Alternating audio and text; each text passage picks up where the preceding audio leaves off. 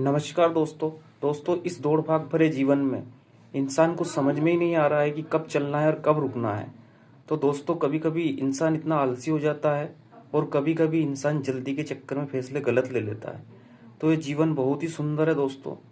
इस जीवन का आनंद लेने के लिए हमें निरंतर चलना चाहिए, निरंतर प्रयास करना चाहिए और धीरे धीरे चलना चाहिए, क्योंकि धीरे धीरे सब कुछ हो जाता है और तेज में ज़्यादा जल्दी के चक्कर में सब कुछ खराब हो जाता है।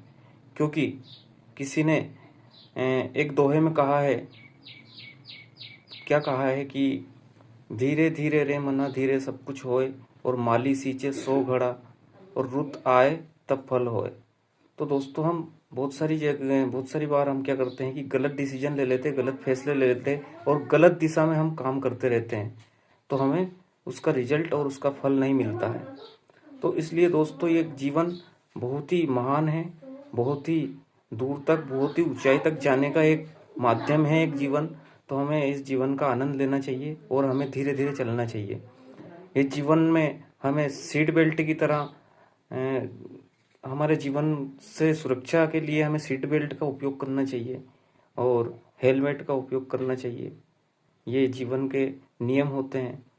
क्योंकि दोस्तों अगर जीवन की जो सड़क होती है, जो रास्ता होता है, उस पर अगर गड्ढा भी आ जाए तो हम अगर धीरे चलेंगे तो हम बच सकते हैं, और अगर तेज चलेंगे तो हमारा नुकसान हो सकता है।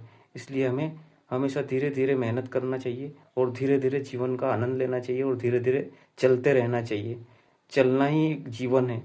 रुका हुआ पानी तो गंदा हो जाता है और उसकी कोई वैल्यू नहीं रहती है। इसलिए जो बहता पानी होता है वो धीरे धीरे बहता रहता है, तो वो साफ रहता है। और मैंने किसी एक ट्रक पे कुछ लाइनें पढ़ी थी। उसमें लिखा था कि तेज चलोगे तो हरिद्वार मिलोगे और धीरे चलोगे तो बार बार मिलोगे।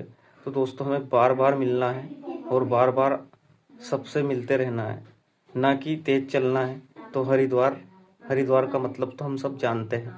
धन्यवाद। तो इस वीडियो से आपको क्या शिक्षा मिली कमेंट में ज़रूर बताइए। धन्यवाद।